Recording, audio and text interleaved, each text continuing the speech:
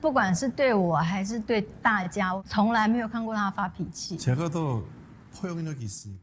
구준엽, 1세대 테크노의 전설, 한 시대를 흔들었던 이름입니다. 음악과 저작권만으로도 더 이상 삶을 걱정하지 않아도 되는 사람.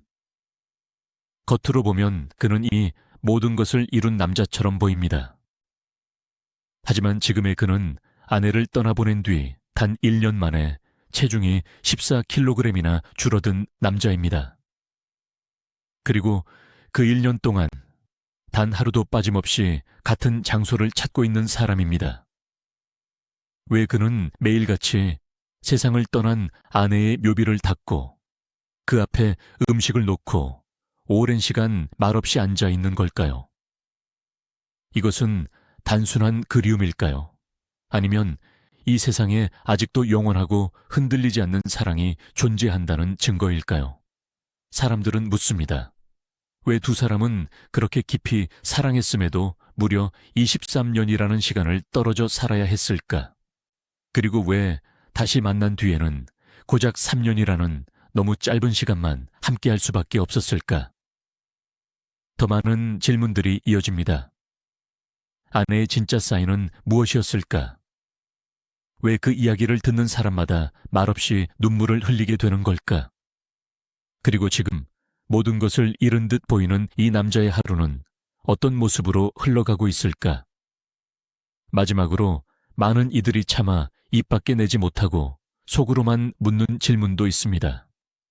그녀가 남긴 거대한 유산은 과연 얼마나 되며 그 모든 것은 결국 누구의 몫이 되었을까?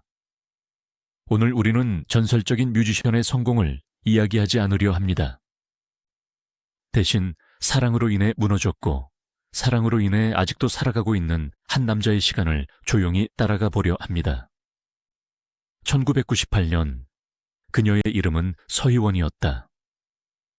대만에서 이미 잘 알려진 배우이자 방송인이었고 또래 여성들이 따라하고 싶어 하던 얼굴이었다. 또렷한 이목구비, 말할 때마다 자연스럽게 올라가는 웃음, 그리고 무엇보다도 사람을 편안하게 만드는 분위기를 가진 사람이었다. 그 시절의 서희원은 단순한 연예인이 아니라 대만 대중문화의 한 중심에 서 있는 인물이었다. 광고와 드라마, 예능까지 그녀의 이름이 붙으면 사람들은 믿고 보던 시기였다. 그때의 구준엽은 어땠을까? 한국에서는 이미 정상에 올라있던 클론의 멤버였다. 테크노 음악으로 무대를 장악했고 한국을 넘어 대만에서도 인지도가 높았다. 무대 위에서는 강렬했지만 무대 아래에서는 말수가 적고 조용한 사람이었다. 사람들 사이에 있어도 한 발짝 물러나 있는, 어딘가 늘 혼자 있는 듯한 남자였다. 두 사람이 처음 만난 곳은 1998년 대만에서 열린 한 스태프 송별 파티였다. 화려한 조명도 큰 무대도 아닌 관계자들끼리 모여 웃고 떠드는 작은 자리였다. 음악이 흐르고 술잔이 오가던 그 공간에서 누군가 장난처럼 느린 음악을 틀었다. 갑작스러운 분위기 변화에 사람들은 웃으며 서로를 바라봤고 그때 서희원이 조심스럽게 구준엽 쪽으로 다가왔다. 춤출 줄 아세요? 그녀가 먼저 말을 걸었다. 구준엽은 잠시 당황한 듯 웃으며 고개를 끄덕였다. 잘은 못해요. 괜찮아요. 그냥 천천히요. 그렇게 시작된 짧은 춤. 말은 거의 없었지만 이상하게도 어색하지 않았다. 음악이 끝났을 때 두 사람은 동시에 웃었다.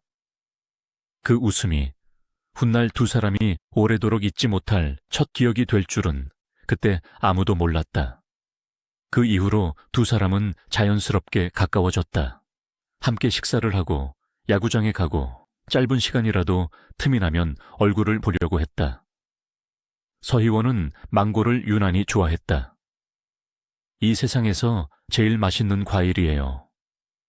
그 말에 구준엽은 웃으며 고개를 끄덕였다. 그럼 망고 좋아하는 사람은 다 착한 거네요. 서희원은 자주 야구 티셔츠를 입고 나타났다. 왜 야구 좋아해요? 구준엽이 묻자 그녀는 별것 아니라는 듯 말했다. 그냥요. 편하잖아요. 하지만 그 모습은 이상하게도 구준엽의 마음에 오래 남았다. 훗날 그는 길에서 야구 티셔츠를 볼 때마다 이유 없이 그녀가 떠올랐다고 말했다. 그들의 사랑은 요란하지 않았다. 전화로 긴 이야기를 나누지도 않았고 감정을 과장해서 표현하지도 않았다. 대신 짧은 안부, 사소한 농담, 함께 웃는 시간이 쌓여갔다. 그 시절의 사랑은 그렇게 조용히 깊어졌다. 하지만 현실은 늘 그들을 가만두지 않았다. 구준엽은 한국에서 활동해야 했고 서희원은 대만을 떠날 수 없었다. 비행기 한 번 타는 것도 쉽지 않던 시절. 장거리 연애는 생각보다 버거웠다. 무엇보다도 주변의 시선이 컸다. 전성기의 연예인에게 연애는 곧 위험이었다. 인기가 떨어질 수 있고 일이 끊길 수도 있었다. 소속사에서는 말했다. 지금은 안 된다. 주변 사람들도 조심스럽게 덧붙였다. 내 선택 하나로 많은 사람이 영향을 받는다. 구준엽은 밤마다 고민했다. 사랑만으로는 책임질 수 없는 것들이 너무 많았다. 그는 혼자만의 문제가 아니라는 사실이 더 괴로웠다. 결국 그는 가장 어려운 선택을 했다. 1999년 공항으로 향하는 차 안. 두 사람은 거의 말을 하지 못했다. 눈물만 흘렀다. 오빠도 어쩔 수 없었잖아. 서희원이 먼저 말했다. 그 말에 구준엽은 더 고개를 들 수 없었다. 원망이라도 해주길 바랐지만 그녀는 끝까지 그를 이해했다. 그날 이후 두 사람은 각자의 삶으로 돌아갔다. 연락은 끊겼고 시간은 흘렀다. 하지만 이상하게도 완전히 지워지지는 않았다. 구준엽은 그녀의 전화번호를 지우지 못했고 서희원 역시 마찬가지였다. 이유는 설명할 수 없었다. 다만 지우면 안 될 것 같았다. 20년이라는 시간이 흘렀다. 그 사이 서희원은 다른 인생을 살았고 구준엽은 홀로 시간을 보냈다. 하지만 마음 한구석에는 늘 그때의 웃음과 그때의 침묵이 남아있었다. 사랑은 끝났지만 기억은 끝나지 않았던 것이다. 그리고 훗날 다시 이어질 운명을 위해 그 기억들은 조용히, 아주 조용히 남아있었다. 이별 이후 두 사람의 삶은 같은 시간을 살면서도 전혀 다른 방향으로 흘러가기 시작했다. 1999년 공항에서 등을 돌린 뒤 구준엽은 한국으로 돌아갔고 서희원은 대만에 남았다. 연락은 자연스럽게 끊겼고 각자의 삶은 각자의 선택 위에서 굴러가기 시작했다. 하지만 그 선택들이 가져올 무게가 얼마나 다른 모습으로 남게 될지는 그때는 아무도 알지 못했다. 구준엽은 이전과 다르지 않은 듯 보이는 일상을 이어갔다. 무대는 계속 있었고 음악도 멈추지 않았다. 하지만 사람들 사이에서 그는 점점 더 말수가 적어졌다. 공연을 마치고 집으로 돌아오면 불을 켜지 않은 채 소파에 앉아 있는 날이 많았다. 매니저가 형, 괜찮죠? 라고 물으면 그는 늘 같은 말로 답했다. 괜찮아. 그 말은 습관처럼 입 밖으로 남지만 마음속에서는 다른 감정이 조용히 쌓이고 있었다. 그는 연애를 하지 않았다. 누군가 소개를 해주려 하면 웃으며 고개를 저었다. 지금은 아니야. 그 말에는 설명도 변명도 없었다. 이미 끝난 사랑이라는 걸 알면서도 마음 한쪽에서는 여전히 어떤 시간을 떠나보내지 못하고 있었다. 대만에 남은 서희원의 삶은 겉으로 보기에는 훨씬 빠르게 앞으로 나아가는 것처럼 보였다. 그녀는 여전히 주목받는 배우였고 시간이 흐른 뒤 한 남자와 결혼을 선택했다. 그의 이름은 왕샤오페이였다. 중국 외식업계에서 성공한 사업가의 아들이자 이미 재력과 인맥을 갖춘 인물이었다. 두 사람의 결혼 소식은 큰 화제가 되었다. 언론은 스타와 재벌가의 만남이라며 연일 축하 기사를 쏟아냈고 사람들은 그녀가 마침내 안정적인 삶을 선택했다고 말했다. 서희원이 그 결혼을 선택한 이유는 단순하지 않았다. 오랜 시간 혼자서 버텨온 삶, 늘 흔들리는 감정 속에서 그녀는 안정이라는 단어에 기대고 싶어졌다. 사랑만으로는 버티기 어려운 현실을 이미 한 번 경험한 뒤였다. 그녀는 더 이상 불확실한 관계가 아니라 아이를 낳고 가정을 꾸리는 삶을 상상했다. 그 선택이 틀렸다고는 누구도 말할 수 없었다. 적어도 겉으로 보기에는 모든 조건이 완벽해 보였기 때문이다. 하지만 결혼 생활은 그녀가 기대했던 모습과는 달랐다. 화려한 집, 풍족한 생활, 사람들의 부러움 속에서 그녀는 점점 자신을 잃어갔다. 남편의 세계는 그녀가 익숙한 세계와는 달랐고 그녀는 그 안에서 적응해야 하는 사람이 되었다. 결혼 후 그녀는 많은 것을 참고 견뎌야 했다. 말투 하나, 행동 하나까지 조심해야 했고 자신의 감정보다 가정을 우선해야 했다. 주변에서는 그래도 잘 살고 있잖아 라고 말했지만 그녀의 하루는 점점 숨이 막혀갔다. 아이들이 태어나면서 그녀의 삶은 더 바빠졌다. 엄마로서의 책임은 그녀를 강하게 만들었지만 동시에 더 고립되게 했다. 몸이 좋지 않은 날에도 그녀는 쉬지 못했다. 감정적으로 힘든 순간에도 밖에서는 늘 웃어야 했다. 시간이 지나면서 부부 사이의 갈등은 점점 깊어졌고 언론을 통해 알려지지 않은 다툼과 상처들이 쌓여갔다. 그녀는 그 시간을 두고 훗날 이렇게 표현한 적이 있다. 견딘다는 말 말고는 설명할 방법이 없었다. 그 시기, 그녀는 종종 스스로에게 질문했을 것이다. 왜 이렇게까지 참고 있는 걸까? 무엇을 위해 버티고 있는 걸까?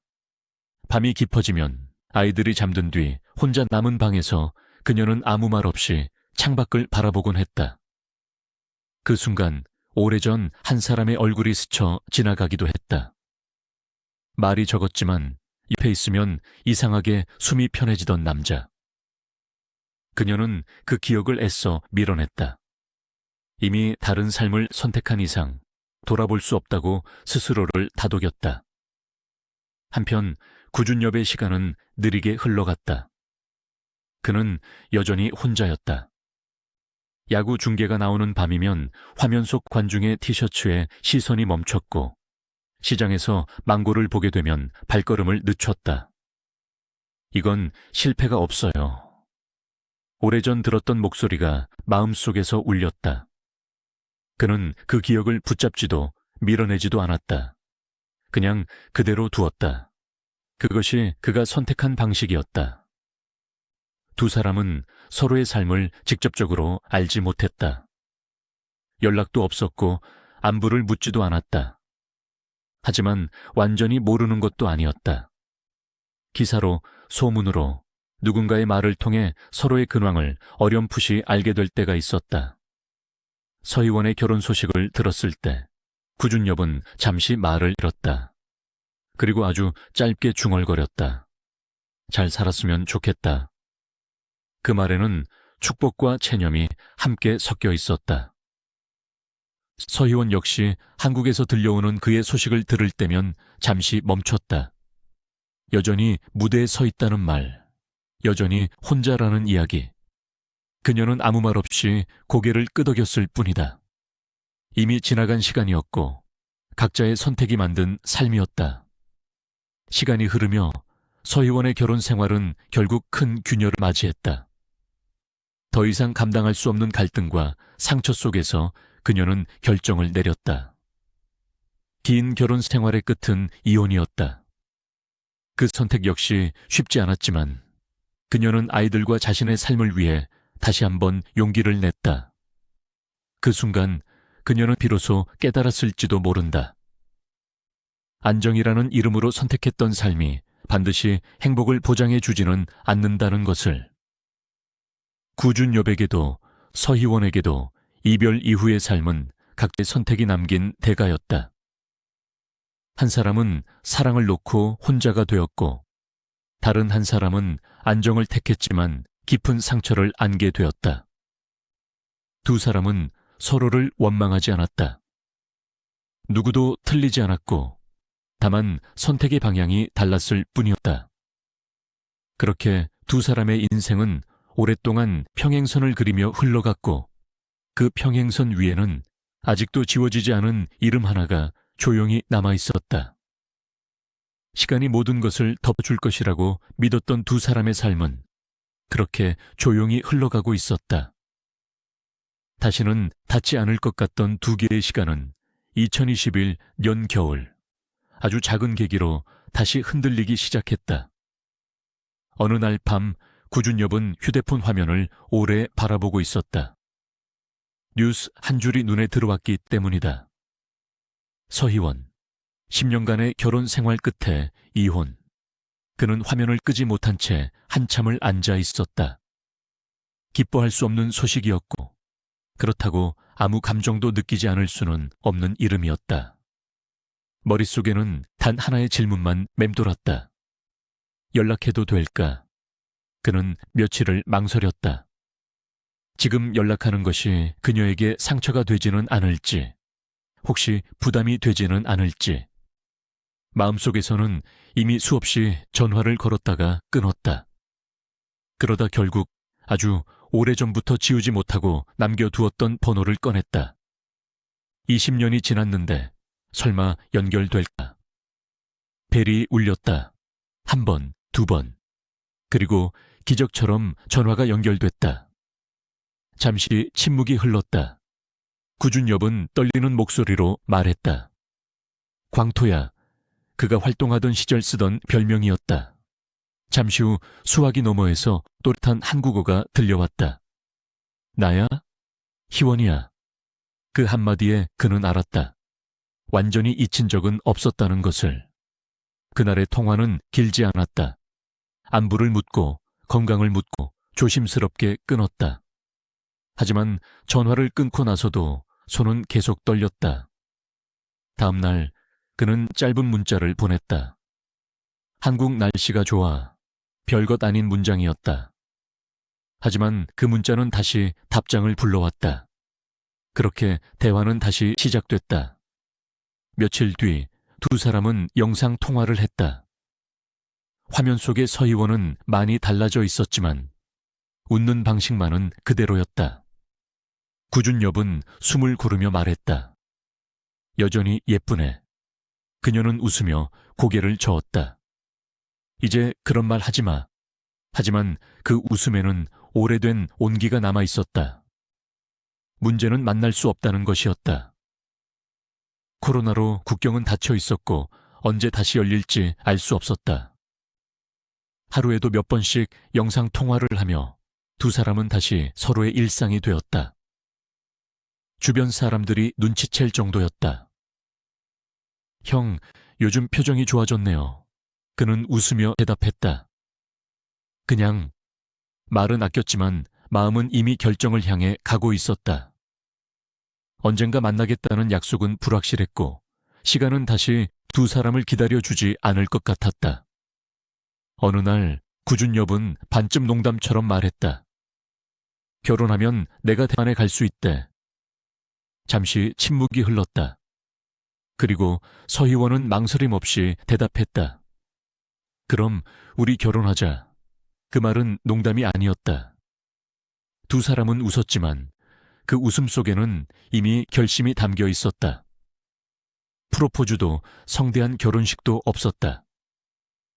오직 다시는 놓치지 않겠다는 마음 하나였다. 그렇게 두 사람은 만나기도 전에 혼인 신고를 했다. 2022년 봄, 구준엽은 대만으로 향했다. 공항을 나서며 그는 숨을 크게 들이마셨다. 엘리베이터 앞에서 서희원의 집 문을 마주했을 때 20년 전의 기억이 한꺼번에 밀려왔다. 문이 열고 두 사람은 아무 말 없이 서로를 끌어안았다. 울음이 먼저 나왔다. 서희원의 매니저가 그 장면을 영상으로 남겼다. 두 사람은 30분 넘게 떨어지지 못했다. 말보다 눈물이 더 많은 재회였다. 그 후의 시간은 평범했지만 그래서 더 소중했다. 아침에 함께 일어나고 시장에 가서 장을 보고 함께 요리했다. 구준엽은 서희원이 좋아하는 재료를 외우기 시작했고 서희원은 그가 만든 음식이면 무엇이든 맛있게 먹었다. 오빠, 이렇게 하면 발음이 더 자연스러워. 그녀는 그의 대만어 발음을 고쳐주었고 그는 몇 번이고 따라했다. 언어는 완벽하지 않았지만 오히려 그래서 오해가 적었다. 두 사람은 싸우기보다는 웃는 쪽을 택했다. 시간은 빠르게 흘렀다. 함께한 날들은 짧았지만 하루하루가 꽉 차 있었다. 구준엽은 방송에서 말했다. 지금이 인생에서 제일 행복한 때예요. 그는 사랑을 아끼지 않았다. 죽을 때까지 표현할 거예요. 라고 말하며 서희원에게 매일 사랑을 건넸다. 두 사람은 서로의 목에 같은 문구를 새겼다. 다시는 헤어지지 말자는 약속이었다. 하지만 행복은 마치 아무 일도 없었다는 듯 조용히 끝을 준비하고 있었다. 2024년 초 서희원은 가족들과 함께 일본으로 향했다. 설 연휴를 앞둔 여행이었다. 아이들과 함께 보내는 시간이 점점 줄어들고 있다는 생각이 그녀를 서두르게 했다. 출발 전부터 몸 상태는 좋지 않았다. 기침이 계속됐고 목이 잠겼다. 동생이 걱정스럽게 물었다. 언니, 이번 여행 다음에 가는 게 어때? 서희원은 웃으며 고개를 저었다. 괜찮아. 그냥 감기야. 아이들이랑 약속했잖아. 비행기에 오르기 전 그녀는 구준엽에게 전화를 걸었다. 오빠, 나 아이들이랑 일본 다녀올게. 금방 올게. 그는 잠시 망설이다 말했다. 몸 안 좋다면서. 무리하지 마. 진짜 괜찮아. 일본에 도착한 첫날은 평온해 보였다. 가족들과 식사를 하고 사진을 찍고 아이들과 웃었다. 하지만 그날 밤부터 기침은 더 심해졌고 숨이 가빠졌다. 이틀째 되던 날, 서희원은 작은 병원을 찾았다. 의사는 독감 가능성을 이야기하며 약을 처방했고 상태를 지켜보자고 했다. 그녀는 다시 호텔로 돌아왔다. 큰 병원으로 옮기자는 권유도 있었지만 해외에서의 절차와 번거로움, 그리고 설마라는 마음이 그녀를 망설이게 했다. 그날 밤 열은 더 올랐고 호흡은 점점 힘들어졌다. 새벽이 가까워질 무렵 그녀는 숨을 제대로 쉬지 못했다.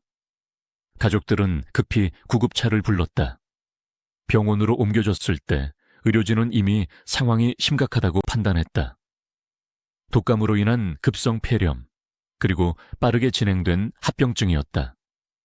치료는 시작됐지만 몸은 더 이상 버티지 못하고 있었다. 2024년 2월 2일 새벽, 서희원은 조용히 의식을 잃었다. 그리고 그날 아침 48세의 나이로 세상을 떠났다. 그 시각 구준엽의 전화가 울렸다. 받는 순간 그는 이미 무언가가 잘못됐다는 걸 느꼈다. 오빠, 언니가... 그 다음 말은 제대로 들리지 않았다. 그의 귀에는 소리만 남아 있었고 의미는 따라오지 못했다. 그는 바로 항공권을 예약했다. 손은 떨렸고 화면은 흐릿했다. 머릿속에는 단 하나의 생각만 있었다. 제발 아직 늦지 않았기를. 하지만 일본에 도착했을 때 이미 모든 것은 끝난 뒤였다. 병원 침대 위에 누운 서희원은 마치 잠든 것처럼 보였다. 그는 한동안 말을 하지 못했다. 천천히 다가가 그녀를 끌어안았다. 차가운 천이 현실을 알려주고 있었지만 그는 고개를 저었다. 미안해. 내가 늦었어. 그 말만을 계속 반복했다. 아무 대답도 돌아오지 않는다는 걸 알면서도 그는 그녀의 이름을 불렀다. 그리고 마지막으로 아주 조심스럽게 입을 맞췄다. 작별 인사였다. 함께한 시간은 고작 3년, 23년을 돌아 다시 만났고 이제야 같은 집에서 같은 아침을 맞이하던 삶이었다. 흰머리가 나면 더 귀여울 것 같다고 말하던 미래, 늙어서도 손을 잡고 걷겠다는 약속, 그 모든 것은 준비만 된 채 한 번도 완성되지 못했다. 이 사랑에는 비명도 원망도 없었다. 그저 너무 늦게 시작된 행복이 너무 갑자기 끝났을 뿐이었다. 운명은 그들에게 다시 만날 기회를 주었지만 오래 머물 시간은 허락하지 않았다. 그리고 그날 이후 구준엽의 시간은 멈춘 것이 아니라 오직 한 방향으로만 흐르게 되었다. 사랑이 끝났기 때문이 아니라 사랑을 더 이상 함께 나눌 사람이 사라졌기 때문이었다. 장례가 끝난 다음 날부터 구준엽의 시간은 이전과 전혀 다른 방식으로 흐르기 시작했다. 사람들은 시간이 지나면 조금씩 괜찮아질 거라고 말했다. 며칠만 지나면 일상으로 돌아갈 수 있을 거라고, 슬픔도 서서히 옅어질 거라고 했다. 하지만 그에게 시간은 약이 되지 않았다. 오히려 하루하루가 더 선명해졌다. 아침이 오면 가장 먼저 떠오르는 것은 해야 할 일이 아니라 가야 할 장소였다. 그는 매일 같은 시간에 집을 나섰다. 아직 해가 완전히 뜨기 전 거리는 조용했고 공기는 차가웠다. 채 올라타면 자연스럽게 핸들이 움직였다. 목적지는 늘 같았다. 진바우산 묘원. 처음 며칠은 그저 서 있기만 했다. 무슨 말을 해야 할지 몰랐고 어떤 표정을 지어야 하는지도 알 수 없었다. 그는 묘비 앞에 서서 한참을 아무 말도 하지 못했다. 바람소리와 새소리만이 주변을 채웠다. 며칠이 지나자 그는 작은 수건을 들고 나오기 시작했다. 묘비에 먼지가 쌓여 있는 것이 눈에 들어왔기 때문이다.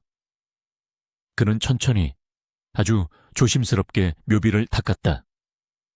앞면을 닦고 옆을 닦고 다시 한번 위를 닦았다. 마치 그녀의 얼굴을 만지듯 손길은 느렸고 힘이 들어가지 않았다. 관리인이 다가와 말했다. 오늘도 오셨네요. 그는 고개만 끄덕였다. 말은 필요 없었다. 어느 날부터 그는 음식을 준비하기 시작했다. 예전처럼 아침에 일어나 부엌에 섰다. 냄비에 물을 올리고 재료를 손질했다. 그녀가 좋아하던 국수였다. 요리를 하면서 그는 혼잣말을 했다. 오늘은 간이 괜찮을까? 대답은 돌아오지 않았지만 그 질문은 꼭 해야 하는 것처럼 느껴졌다. 음식을 용기에 담고 수저를 챙기고 조심스럽게 가방에 넣었다. 묘원에 도착하면 그는 음식을 묘 앞에 놓았다. 그리고 작은 의자에 앉았다. 오늘은 국수야. 네가 좋아했잖아. 그 말은 거의 속삭임에 가까웠다. 그는 음식을 바라보다가 문득 웃음이 나올 때도 있었다. 살아있을 때처럼 맛있어 라고 물을 뻔했다가 그제야 현실이 다시 가슴을 눌렀다. 그 순간마다 그는 고개를 숙였다. 시간은 그곳에서 이상하게 흘렀다. 몇 분만 앉아있는 것 같았는데 해는 이미 기울어 있었다. 그는 태블릿을 꺼내 들었다. 화면 속에는 그녀가 웃고 있었다. 드라마 속 모습, 예능에서의 모습, 그리고 두 사람이 함께 찍었던 짧은 영상들. 그는 이어폰을 끼지 않았다. 소리가 없어도 괜찮았다. 얼굴만 보고 있어도 충분했다. 가끔은 화면을 보다가 말없이 눈물을 흘렸다. 닦지도 않았다. 그냥 흘러가게 두었다. 그는 그림을 그리기 시작했다. 종이와 연필을 들고 묘원 한쪽에 앉았다. 처음에는 손이 떨려서 선이 제대로 그어지지 않았다. 하지만 매일같이 그리다 보니 점점 그녀의 얼굴이 종이 위에 나타났다. 눈매, 입가 웃을 때 생기던 작은 주름. 그는 그 순간만큼은 숨이 편해졌다. 동생 서희재가 나중에 이렇게 말했다. 형부는 집에서도 언니 그림을 그리고 묘원에서도 그림을 그려요. 집안이 온통 언니예요. 사람들은 그가 점점 말수가 줄어든다는 걸 느꼈다. 전화가 와도 짧게 받았고 메시지에는 거의 답하지 않았다. 누군가 밥은 먹고 다니냐고 물으면 그는 응이라고만 했다. 하지만 실제로는 거의 먹지 못했다. 식탁에 앉아도 몇 숟가락 뜨지 못하고 내려놓았다. 체중은 빠르게 줄었다. 거울 속 얼굴은 눈에 띄게 야위어 갔다. 주변에서는 걱정했지만 그는 그 걱정을 받아들일 힘조차 없었다. 묘원 관리인과 현지 주민들은 점점 그를 알아보게 됐다. 하지만 아무도 먼저 말을 걸지 않았다. 한 주민은 나중에 이렇게 말했다. 표정이 너무 슬퍼 보여서 말을 걸 수가 없었어요. 비가 오는 날에도 그는 왔다. 우산을 쓰지 않은 채 묘비 앞에 앉아있는 모습이 목격되기도 했다. 관리인이 우산을 건네며 말했다. 비 많이 옵니다. 그는 고개를 저으며 답했다. 괜찮아요. 여기가 더 힘들죠. 여름이 와서 폭염이 시작돼도 그는 변하지 않았다. 땀이 얼굴을 타고 흘러내려도 그는 자리를 뜨지 않았다. 오늘은 좀 더웠지. 그가 묘 앞에서 말했다. 대답은 없었지만 그 말은 꼭 해야 할 인사 같았다. 그렇게 하루하루가 이어졌다. 일주일이 한 달이 되고 한 달이 몇 달이 되어도 그의 발걸음은 멈추지 않았다. 사람들은 이해하지 못했다. 왜 저렇게까지 해야 하느냐고, 왜 스스로를 더 아프게 하느냐고 물었다. 하지만 그에게는 이유가 분명했다. 그곳에 가지 않으면 그녀와의 연결이 완전히 끊어질 것 같았기 때문이다. 묘원은 슬픔의 장소가 아니라 아직 끝나지 않은 일상의 일부였다. 그는 그곳에서 여전히 남편이었고 여전히 함께 시간을 보내고 있었다. 밤이 되면 그는 집으로 돌아왔다. 불이 꺼진 집은 너무 조용했다. 식탁 위에는 2개의 컵이 그대로 놓여 있었다. 그는 그중 하나를 바라보다가 조용히 말했다. 내일 또 올게. 그 말은 약속이자 스스로를 붙잡는 끈이었다. 이렇게 그의 하루는 끝났고 또다시 같은 하루가 시작됐다. 이 후반부의 시간들은 극적인 사건이 없었다. 대신 반복이 있었다. 반복되는 행동, 반복되는 길, 반복되는 침묵. 하지만 바로 그 반복이 사람들의 마음을 붙잡았다. 누구나 한 번쯤 사랑하는 이를 떠나보낸 기억을 떠올렸고 누구나 이렇게까지 할 수 있을지 스스로에게 묻게 되었다. 구준엽의 슬픔은 소리내어 울부짖지 않았지만 그래서 더 깊이 남았다. 그것은 끝난 사랑이 아니라 아직 계속되고 있는 사랑의 다른 모습이었다. 1년이라는 시간이 흘렀다. 달력 위에서는 분명히 한 해가 바뀌었지만 구준엽의 시간은 여전히 그날에 머물러 있었다. 2025년 2월 2일 서희원이 세상을 떠난 지 정확히 1년이 되는 날이었다.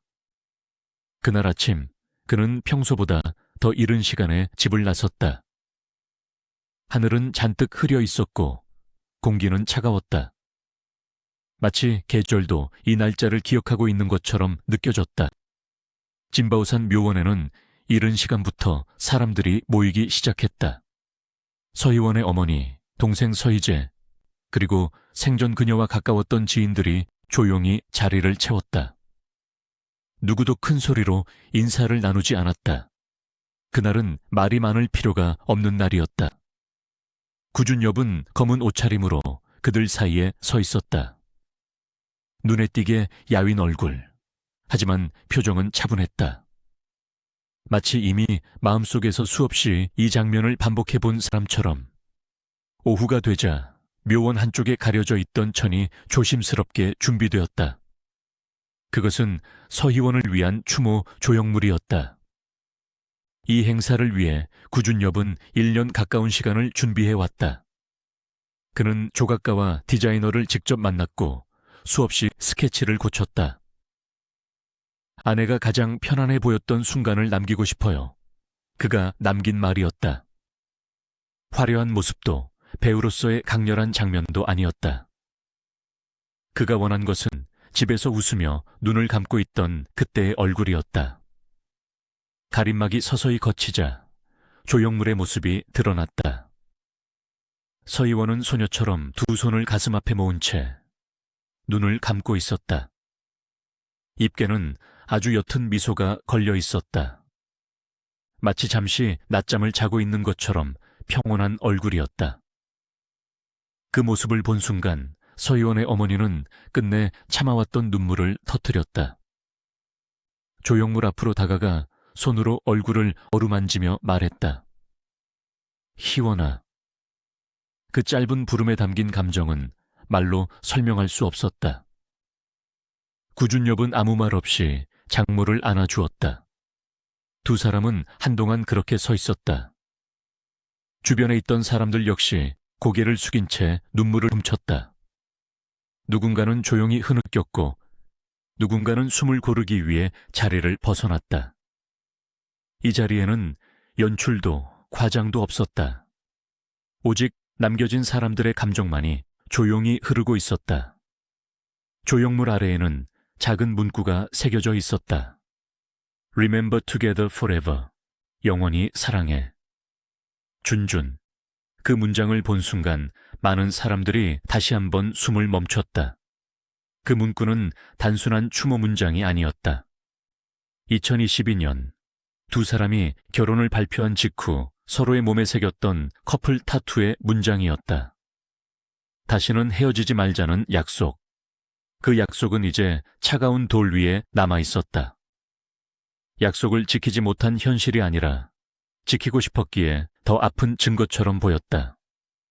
구준엽은 조형물 앞에 서서 한참을 움직이지 않았다. 누군가 마이크를 건넸지만 그는 고개를 저었다. 말하지 않아도 충분하다고 생각한 듯했다. 대신 그는 조형물 아래에 준비해온 작은 꽃다발을 내려놓았다. 그리고 아주 작은 목소리로 말했다. 왔어. 그 한마디가 전부였다. 살아있을 때 늘 하던 말이었다. 행사가 끝난 뒤에도 그는 쉽게 자리를 떠나지 않았다. 사람들은 하나둘씩 내려갔지만 그는 평소처럼 묘 앞에 앉았다.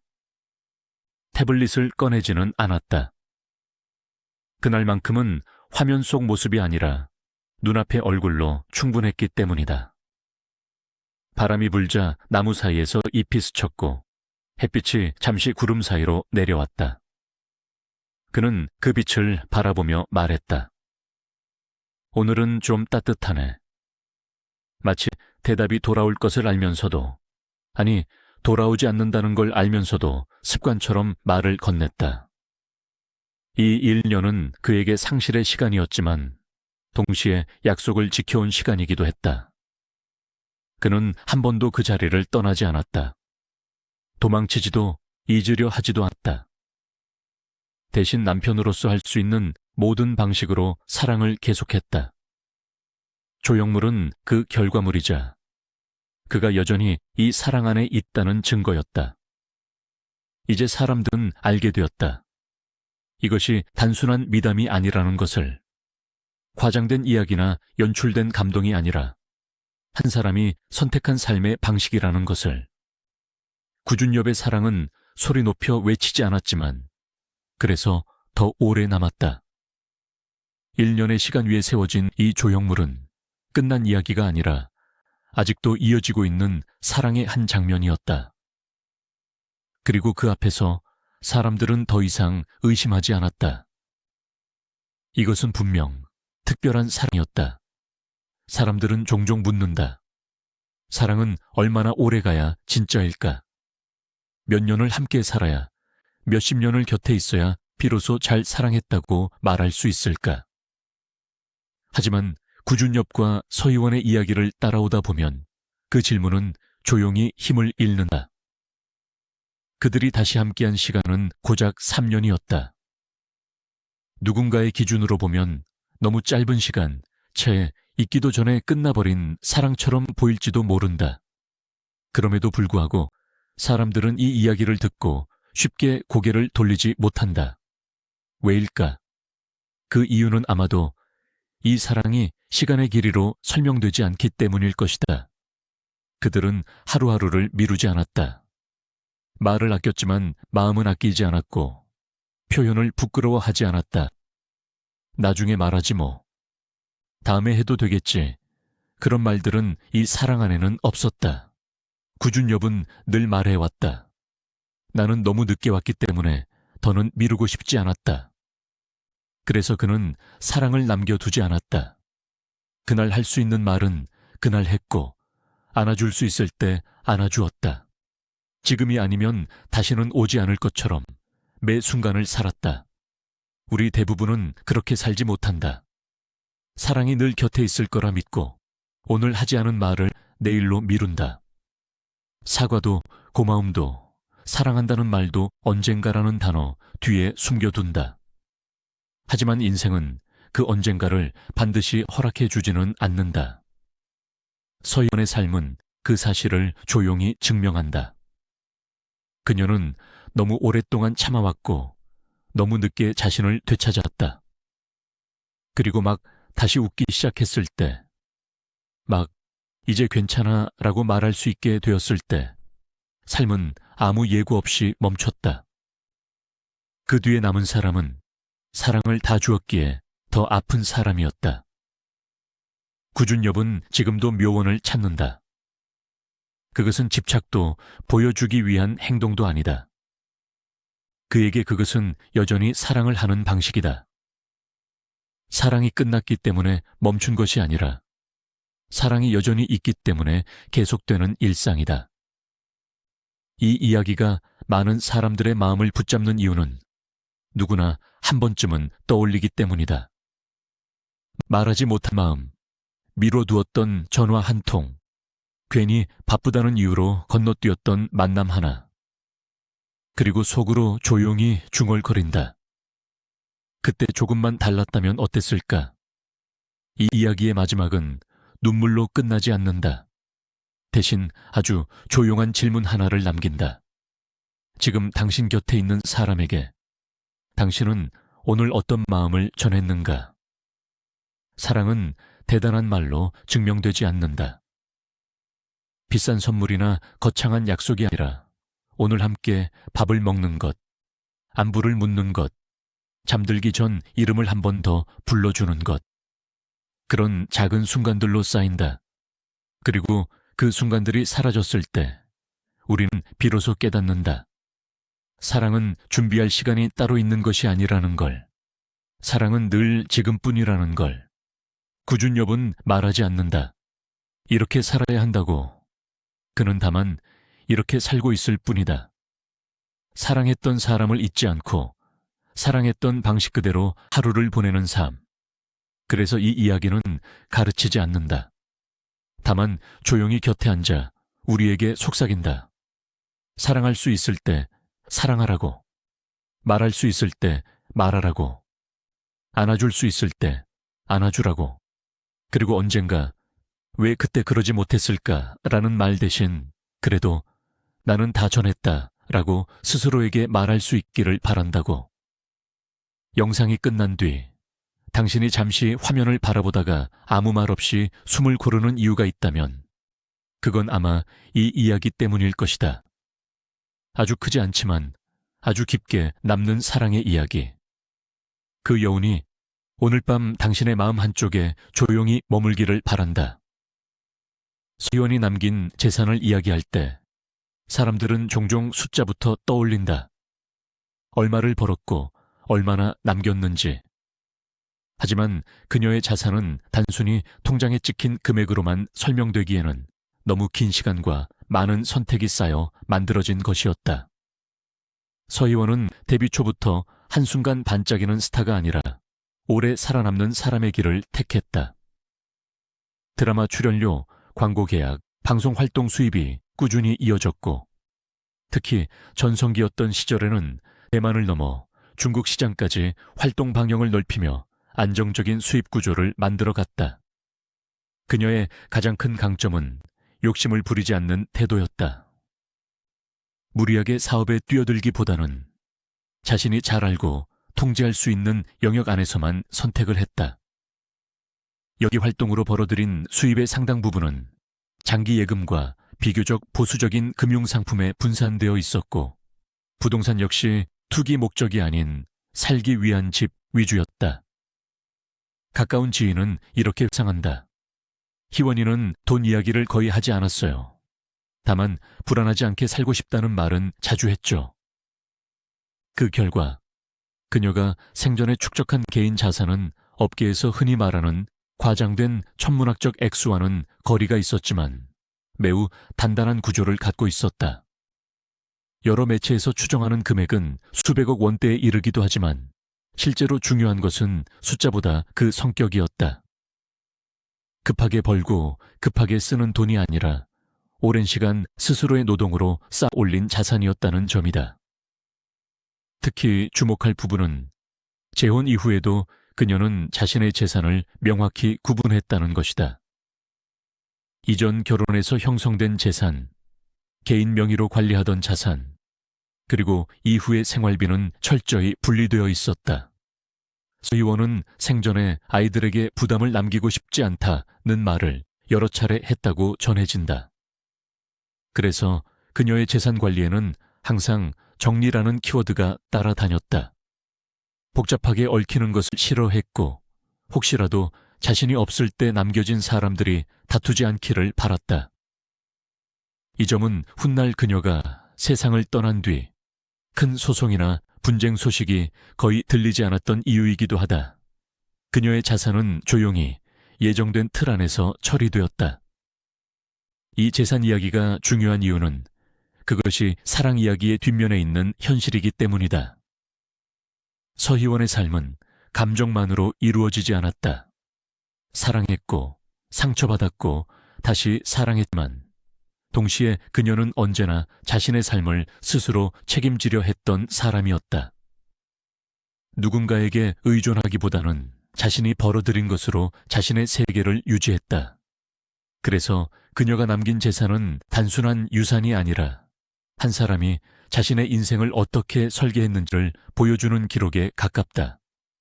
이제 사람들은 묻기 시작한다. 이 단단하게 쌓아 올린 자산은 과연 누구에게 어떤 방식으로 이어졌을까? 그리고 그 안에서 남편 구준엽은 어떤 위치에 서 있었을까? 그 이야기는 숫자보다 더 많은 감정을 품고 다음 장으로 조용히 이어진다. 서희원이 세상을 떠난 뒤 사람들의 관심은 자연스럽게 한 가지 질문으로 모였다. 그녀는 과연 어떤 준비를 해두고 떠났을까? 그리고 남겨진 사람들은 그 준비 속에서 어떻게 보호받고 있을까? 서희원은 삶을 정리하는 데 있어 감정적인 사람이 아니었다. 사랑에서는 누구보다 깊고 솔직했지만 현실 앞에서는 늘 차분했다. 가까운 지인들에 따르면 그녀는 오래전부터 혹시 내가 먼저 떠나게 되면 이라는 말을 조심스럽게 꺼내곤 했다고 한다. 그 말은 불길한 예감이 아니라 남겨질 사람들에 대한 책임감에 가까웠다. 특히 아이들 문제에 있어서는 더욱 그랬다. 그녀는 늘 말했다. 아이들 때문에라도 모든 건 명확해야 해. 그래서 그녀는 비교적 이른 시기부터 재산과 관련된 정리를 시작했다. 공식적으로 알려진 바에 따르면 서희원은 생전에 법률 전문가와 상담을 거쳐 자신의 자산 구조를 점검했고 불필요한 분쟁의 소지를 최소화하는 방향으로 준비를 해두었다. 유언장의 존재 여부에 대해서는 가족 외에는 구체적으로 공개된 바가 없지만 한 가지 분명한 점은 그녀의 사후에 큰 혼란이 없었다는 사실이다. 이는 곧 아무 준비 없이 떠난 것이 아니었다는 방증이기도 하다. 서희원이 가장 우선에 두었던 대상은 아이들이었다. 이전 결혼해서 태어난 두 아이는 그녀 인생의 중심이었다. 그녀는 아이들의 생활과 교육, 그리고 장래를 위한 자산을 가장 먼저 고려했다. 지인들은 그녀가 아이들에게 돈 때문에 상처받는 일은 절대 없어야 한다고 말하곤 했다고 전한다. 그래서 그녀의 자산 중 상당 부분은 아이들을 위한 신탁 혹은 장기적인 보호장치 안에 포함되어 있었던 것으로 알려졌다. 단기간에 소비되거나 외부의 영향으로 흔들리지 않도록 구조체를 단단히 해둔 것이다. 그렇다고 해서 현재의 남편이었던 구준엽을 배제한 것은 아니었다.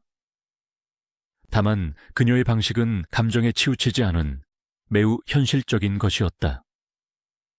함께한 시간이 길지 않았다는 사실, 그리고 아이들이 존재한다는 현실을 동시에 고려했다. 그녀는 사랑과 책임은 다를 수 있다고 말하곤 했다.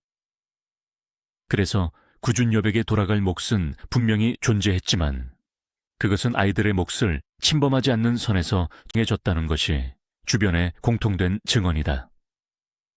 주목할 점은 이러한 구조에 대해 구준엽이 어떤 이의도 제기하지 않았다는 사실이다. 그는 처음부터 재산 문제에 깊이 관여하지 않았다. 오히려 그건 희원이의 뜻이 가장 중요하다는 말을 반복했다고 전해진다. 실제로 그는 유산과 관련된 질문이 나올 때마다 침묵을 선택했다. 설명도 해명도 하지 않았다. 그것이 그녀가 원했을 방식이라고 믿었기 때문이다. 서희원의 가족 역시 같은 태도를 보였다. 그녀의 어머니와 동생은 언론을 통해 희원이는 자신의 선택을 명확히 해둔 사람이라고 짧게 말했을 뿐이다. 더 이상의 언급은 없었다. 그 침묵은 회피가 아니라 고인의 의사를 지키기 위한 선택처럼 보였다. 누가 얼마나 받았는지보다 왜 그렇게 정리되었는지가 더 중요하다는 것을 그들은 알고 있었다. 이렇게 서희원의 유산은 소문과 추측 속에서 소비되기보다는 비교적 조용하게 처리되었다. 법적 분쟁도 공개적인 다툼도 없었다. 그녀가 생전에 가장 원하지 않았던 장면들이었기 때문이다. 사랑했던 사람들끼리 돈 때문에 서로 등을 돌리는 모습, 그녀는 그것을 끝까지 피하고 싶어 했다. 그래서 이 유산 이야기는 단순한 재산 분배의 문제가 아니다.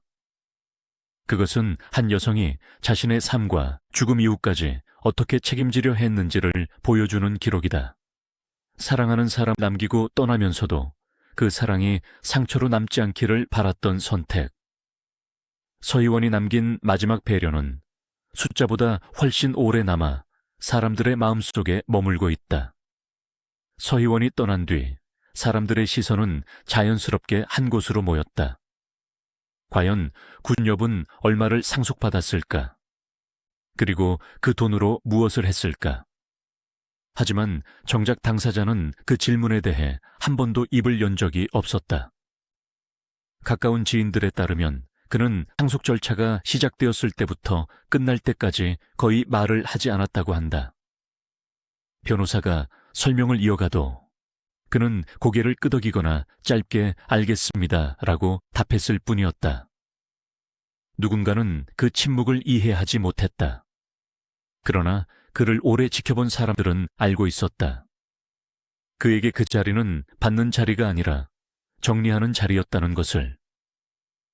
알려진 바에 따르면 구준엽에게 돌아간 상속분은 법적으로 인정된 배우자로서의 몫이었다. 과장된 소문처럼 거대한 재산은 아니었고 서희원이 생전에 명확히 구분해 두었던 범위 안에서 정해진 금액이었다. 그것은 생활을 걱정하지 않아도 될 정도의 안정적인 수준이었지만 누군가의 인생을 바꿀 만큼의 거액은 아니었다. 그리고 그 사실은 오히려 그의 태도를 더 분명하게 보여주었다. 그는 상속을 받은 직후 주변 사람들에게 이렇게 말했다고 한다. 이건 내가 만든 돈이 아니잖아요. 그 말은 겸손이라기보다 그의 기준에 가까웠다. 그는 그 돈을 얻었다고 생각하지 않았다. 서희원이 남기고 간 마지막 정리의 일부라고 받아들였을 뿐이다. 그래서 그는 새로운 사업을 시작하지도 생활 방식을 바꾸지도 않았다. 여전히 같은 집에 살았고 여전히 검소한 일상을 유지했다. 특히 주목할 점은 그가 일부 자산을 다시 돌려보냈다는 사실이다. 공식적으로 발표된 적은 없지만 서 의원의 가족 측에서는 그가 먼저 제안했다는 이야기가 전해진다. 아이들과 관련된 비용, 가족이 부담해야 할 몫에 대해 그는 한 발 물러섰다. 그건 내가 나설 일이 아니에요. 그 말은 단호했지만 차가운 거절은 아니었다. 오히려 책임의 경계를 분명히 하는 태도였다. 그는 상속 이후에도 어떤 재정적 권한을 주장하지 않았다. 재산 목록을 다시 들여다보지 않았고 남겨진 것에 대해 요구하지도 않았다. 주변에서는 왜 그렇게까지 하느냐고 물었지만 그는 이렇게 답했다고 한다. 희원이가 원한 건 이게 아닐 거예요. 그에게 중요한 것은 액수가 아니라 그녀의 뜻을 어기지 않는 것이었다. 시간이 지나면서 사람들은 조금씩 깨닫기 시작했다. 이 남자는 돈 앞에서조차 자신의 자리를 정확히 알고 있다는 것을. 남편이었지만 아이들의 아버지는 아니었고 사랑하는 사람이었지만 모든 것을 소유할 수는 없다는 사실을 그는 분명히 이해하고 있었다. 그래서 그는 물러섰고 그 물러섬이 오히려 더 큰 신뢰를 남겼다. 결국 구준엽이 선택한 것은 가지지 않는 방식의 상속이었다. 법적으로 허용된 몫은 받되 그것을 자신의 삶의 중심으로 두지 않았다. 그는 여전히 같은 시간에 묘원을 찾았고 여전히 같은 음식을 만들었다. 돈은 그의 하루를 바꾸지 못했다. 바뀐 것은 단 하나, 사랑을 나눌 사람이 더 이상 곁에 없다는 사실뿐이었다. 그 선택은 많은 말을 하지 않아도 충분히 많은 것을 설명하고 있었다. 서 의원이 떠난 뒤 구준엽의 삶에서 가장 조용하지만 중요한 변화는 그녀의 가족과 맺는 관계 속에서 나타났다. 사람들은 종종 묻는다. 피로 맺어진 관계가 아닌데 그 인연은 어떻게 이어질 수 있을까? 그러나 그는 그 질문을 설명으로 답하지 않았다. 대신 행동으로 보여주었다. 장례가 끝난 뒤에도 그는 한 발 물러서지 않았고 한 발 더 다가서지도 않았다. 늘 같은 거리에서 같은 태도로 그 자리를 지켰다. 그는 장모를 어머니라고 불렀다. 형식적인 호칭이 아니라 일상 속에서 자연스럽게 나온 말이었다. 명절이 다가오면 먼저 안부를 물었고 날씨가 변할 때면 짧은 메시지를 보냈다. 요즘 무릎은 괜찮으세요? 오늘은 바람이 차요. 대답이 늦어도 재촉하지 않았다. 말을 많이 하지 않는 대신 끊기지 않게 이어가는 것을 더 중요하게 여겼다. 어머니는 그런 글을 볼 때마다 이렇게 말했다고 한다. 저 사람은 말로 위로하지 않아. 그냥 옆에 있어. 동생 서희재와의 관계도 크게 달라지지 않았다. 그는 여전히 형부였고 그녀는 여전히 동생이었다. 다만 대화의 주제는 바뀌었다. 예전에는 희원의 일정과 컨디션을 나누었다면 이제는 그녀의 기억과 습관을 이야기했다. 언니는 이런 거 좋아했잖아요. 그러면 그는 고개를 끄덕이며 대답했다. 맞아. 그때도 그랬지. 두 사람은 울음을 터뜨리기보다 웃음을 조심스럽게 꺼냈다. 그것이 서로를 지키는 방법이라는 걸 알고 있었기 때문이다. 구준엽은 가족 행사에서도 스스로를 앞세우지 않았다. 추모식이나 기일이 다가오면 그는 늘 한 발 뒤에 섰다.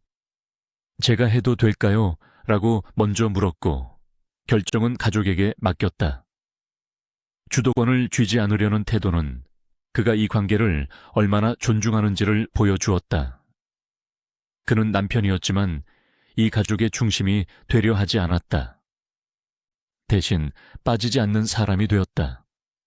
특히 인상적인 것은 재산이나 책임과 관련된 문제에서 그의 태도였다. 가족들이 부담을 느낄까봐 먼저 선을 그었고 필요 이상으로 나서지 않았다. 그건 제가 할 일이 아니에요. 그 말에는 거리감이 아니라 배려가 담겨 있었다.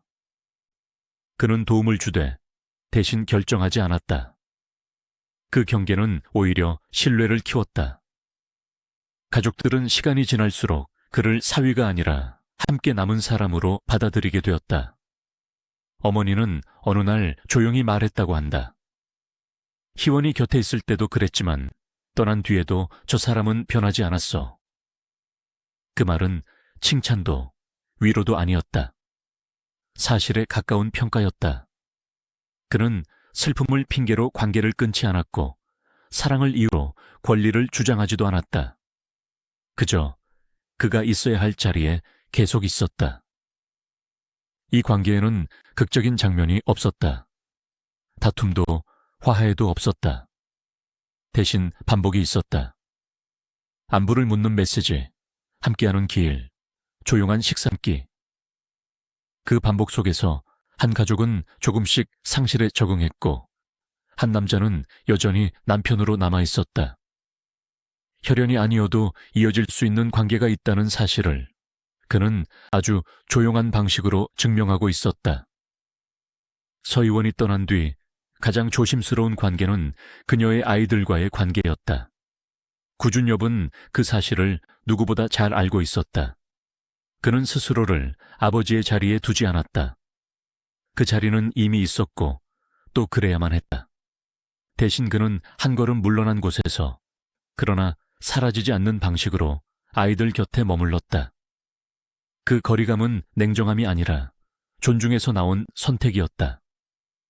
장례가 끝난 뒤 처음으로 아이들을 만났을 때 그는 긴 말을 하지 않았다. 힘들지? 라는 한마디조차 조심스러웠다. 대신 아이들 눈높이에 맞춰 고개를 숙였고 짧게 말했다. 필요하면 언제든 말해. 그 말에는 약속도 요구도 없었다.